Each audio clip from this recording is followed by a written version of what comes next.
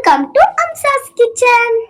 அஸ்ஸலாமு welcome back to my channel. இன்றைக்கி நம்ம ஒரு சூப்பரான ரெசிபி முஸ்லீம் ஸ்டைல் குஸ்கா அதை நம்ம இப்போ பார்க்க போகிறோம். அதோட சைட் டிஷ்லாம் செம்மையாக இருக்க போது கண்டிப்பாக நீங்களும் ட்ரை பண்ணுங்கள். குஸ்காவோட இந்த மாதிரி கடலை சட்னி வச்சு சாப்பிடுங்க, செம்மையாக இருக்கும்.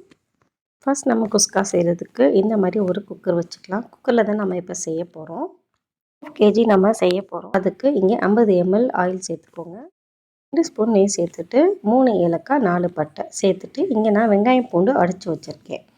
4 பெரிய வெங்காயம், கொஞ்சமாக சின்ன வெங்காயம், ஒரு 50 கிராம் அளவு பூண்டு எல்லாத்தையும் சேர்த்துட்டு நல்லா வதக்கி விடுங்க.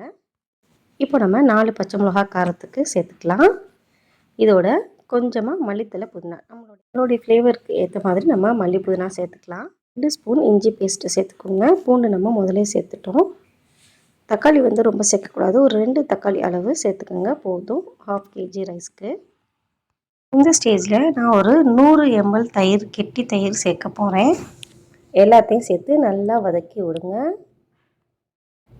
நல்லா வாசம் வரணும். உங்களுக்கு அந்த தக்காளி பச்சை மிளகா வாசம் நல்லா வரும்.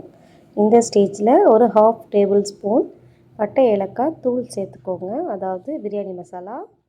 1/2 கிலோ சீரக சம்பா அரிசி நான் எடுத்து வச்சுருக்கேன். நாங்கள் எப்போதும் சீரக சம்பா தான் செய்வோம். இந்த மாதிரி டம்ளரில் நான் அளந்து எடுத்து வச்சுருக்கேன். 1க்கு 2 அப்படிங்கிற அளவில் தான் நீங்கள் தண்ணி ஊற்றணும். இங்கே நான் ஒரு 1/4 மணி நேரம் ஊற வச்சுருக்கேங்க. இப்போ நம்மளுடைய ஸ்பைசஸ் எல்லாம் சூப்பராக வதங்கிடுச்சு.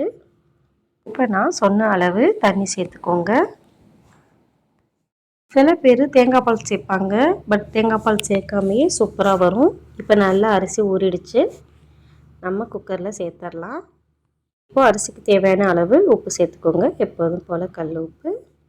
நாங்கள் எப்போதும் 27ஆம் கிழமை அன்னைக்கு இந்த மாதிரி குஸ்கா குருமா தான் செய்வோம். அரிசியெல்லாம் சேர்த்ததுக்கப்புறம் ஒரு ஸ்பூன் நெய் விட்டு விசில் விட்டுற வேண்டியது தான். 3 விசிலுக்கு அப்புறம் எடுத்து பாருங்கள், சூப்பராக இருக்கும். குஸ்காவுக்கு காம்பினேஷன் தாளிச்சாங்க.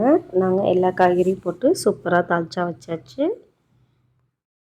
குஸ்காவுக்கு ஒரு செம்மையான சைட் டிஷ்ஷு சிக்கன் 65, அதையுமே செஞ்சாச்சு. இங்கே நாங்கள் லெக் பீஸாக செஞ்சு வச்சுருந்தோம். நல்லா பரட்டி வச்சாச்சு. சூப்பராக அதையும் பொரிச்சாச்சு. எல்லாத்தையும் பொரித்து இந்த மாதிரி ஒரு ஃபாயில் பேப்பரில் வச்சாச்சு. இந்த மாதிரி குஸ்கா நீங்களும் ட்ரை பண்ணிவிட்டு எனக்கு கமெண்ட் பண்ணுங்கள். செஞ்சு சாப்பிட மறந்துடாதீங்க, அப்படி இருக்கும். தொடர்ந்து நம்ம சேனலை சப்ஸ்கிரைப் பண்ணி சப்போர்ட் பண்ணுங்கள். தேங்க்யூ.